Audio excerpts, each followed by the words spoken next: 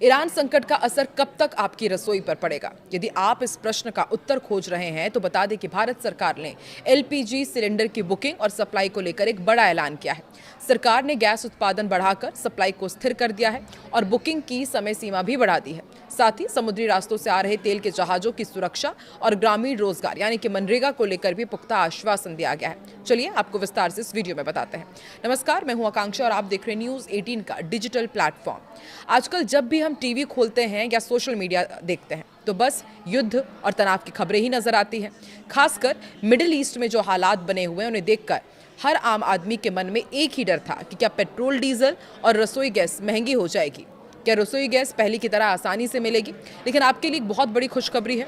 भारत सरकार ने क्योंकि साफ कर दिया है कि दुनिया में चाहे कितनी भी उथल पुथल क्यों ना मची हो, आपके घर की रसोई का बजट और गैस की सप्लाई पर कोई संकट नहीं आने वाला है।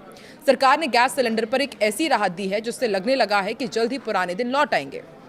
दरअसल दिल्ली में हुई एक हाई लेवल मीटिंग में पेट्रोलियम और नेचुरल गैस मंत्रालय की सेक्रेटरी सुजाता शर्मा ने देशवासियों को एक बड़ा भरोसा दिया है। उन्होंने बताया कि सरकार ने डोमेस्टिक एलपीजी के प्रोडक्शन को काफी ज्यादा बढ़ा दिया है ताकि बाहरी देशों के संकट का असर भारत के आम आदमी की जेब पर ना पड़े। सबसे अच्छी बात यह है कि गैस बुकिंग की डेडलाइन को भी बढ़ा दिया गया है। आप यदि शहर में रहते हो या फिर गाँव में, अब आपको बुकिंग के लिए भागदौड़ करने की जरूरत नहीं है। सरकार का कहना है कि देश के किसी भी कोने में किसी भी गैस एजेंसी के पास स्टॉक की कोई कमी नहीं है और सप्लाई बिल्कुल स्टेबल है। गैस की कालाबाजारी और गलत इस्तेमाल को रोकने के लिए सरकार अब डिलीवरी ऑथेंटिकेशन कोड सिस्टम को बहुत सख्ती से लागू कर रही है। सुजाता शर्मा ने जानकारी दी कि सरकार ने इस सिस्टम के इस्तेमाल को 90% तक ले जाने का टारगेट रखा था, लेकिन खुशी की बात यह है कि 92% के आंकड़े पर वो पहले ही पहुंच चुके हैं।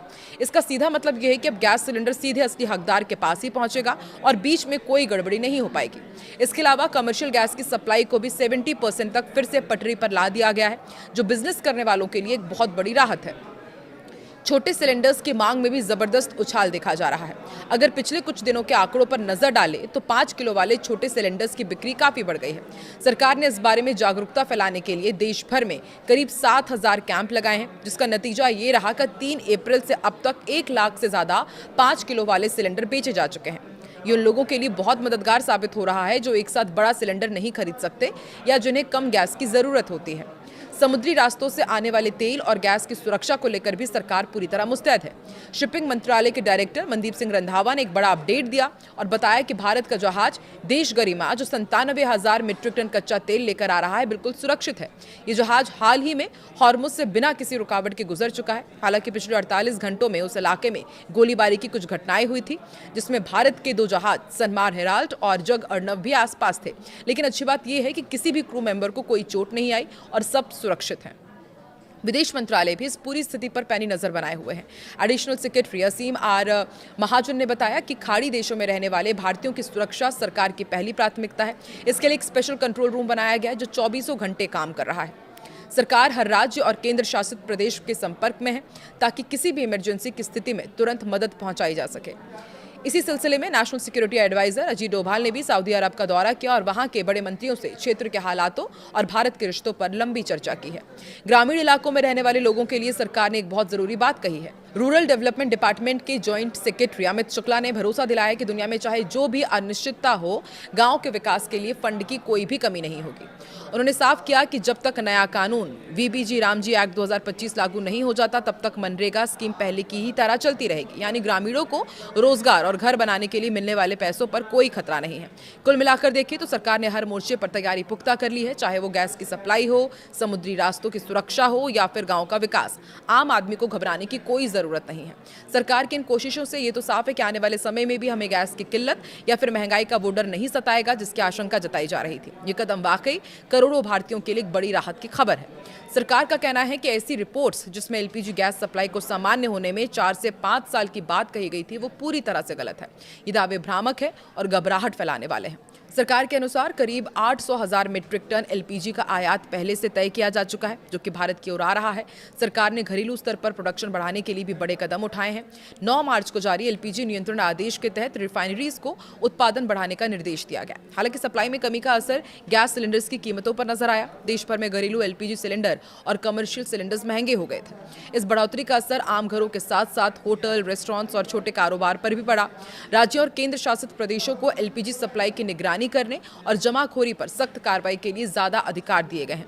एलपीजी सप्लाई को लेकर सरकार ने यह बताया है कि ऑनलाइन बुकिंग अब करीब 98% तक पहुंच गई है और डीएसी आधारित डिलीवरी भी 93% तक हो गई है, जिससे ट्रांसपेरेंसी बढ़ी है। साथ ही घरेलू गैस सिलेंडर्स की सप्लाई सामान्य रूप से जारी है। भारतीय अर्थव्यवस्था में गैस की भूमिका लगातार बढ़ रही है। कुछ साल पहले भारत ने पर्यावरण प्रदूषण को कम करने और स्वच्छ ऊर्जा को बढ़ावा देने के लिए देश को गैस आधारित अर्थव्यवस्था बनाने का लक्ष्य तय किया गया था। इसके तहत उद्योगों, बिजली उत्पादन, परिवहन और घरेलू उपयोग में गैस की खपत बढ़ाने के प्रयास किए जा रहे हैं। हालांकि देश में गैस का उत्पादन पर्याप्त नहीं है, इसलिए भारत अपनी जरूरत का करीब 60% हिस्सा विदेशों से आयात करता है। चाहे प्राकृतिक गैस हो या एलपीजी, इसकी बड़ी आपूर्ति अब भी आयात पर ही निर्भर है। न्यूज़ 18 के रिपोर्ट्स के मुताबिक भारत का प्राकृतिक गैस आयात साल 2024 में लगभग 35,000 घन मीटर तक पहुंच गया था, जो पिछले साल की तुलना में थोड़ा कम रहा। हालांकि इस वर्ष की शुरुआत में ईरान और अमेरिका के बीच तनाव और युद्ध जैसी स्थिति के कारण समुद्री ट्रांसपोर्ट और सप्लाई चेन जरूर प्रभावित हुई है और इसके चलते वैश्विक स्तर पर गैस की आपूर्ति बाधित हुई है। भारत के आयात में भी गिरावट देखने को मिली है। भारत अपनी अधिकांश प्राकृतिक गैस कतर, संयुक्त अरब अमीरात और संयुक्त राज्य अमेरिका जैसे देशों से आयात करता है। कतर स्थित बड़े संयंत्र के बंद हो जाने से गैस की जो कमी पैदा हुई है, उसे पूरा करने के लिए भारत अब वैश्विक बाजार में आई कीमतों में गिरावट का फायदा उठा रहा है। इसी के साथ देश अन्य आपूर्ति स्रोतों से नए सौदों पर भी विचार कर रहा है, ताकि मांग और आपूर्ति के बीच संतुलन बना रहे। कुल मिलाकर युद्ध और वैश्विक संकटों के कारण गैस की आपूर्ति पर असर पड़ा है, लेकिन हाल ही में कीमतों में आई गिरावट से भारत को कुछ समय के लिए राहत जरूर मिली है। ऐसे में भारत को इस अवसर का सही उपयोग करना चाहिए और भविष्य में स्थिर तथा सुरक्षित गैस आपूर्ति सुनिश्चित करने के लिए लॉन्ग टर्म योजनाएं बनानी चाहिए। आपको क्या लगता है, आने वाले दिनों में क्या गैस आपूर्ति इसी तरह से सुगमता के साथ आगे बढ़ती रहेगी और आपके शहर में गैस की सप्लाई किस तरीके से हो रही है, वो भी आप कमेंट करके जरूर बताएं।